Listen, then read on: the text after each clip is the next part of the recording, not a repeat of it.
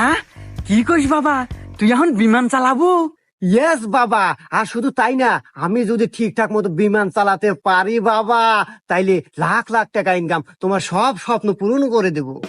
হ্যাঁ, যাক বাবা, হুইনা খুব শান্তি পেলাম বাবা। কিন্তু বাবা, প্রবলেম একটা আছে।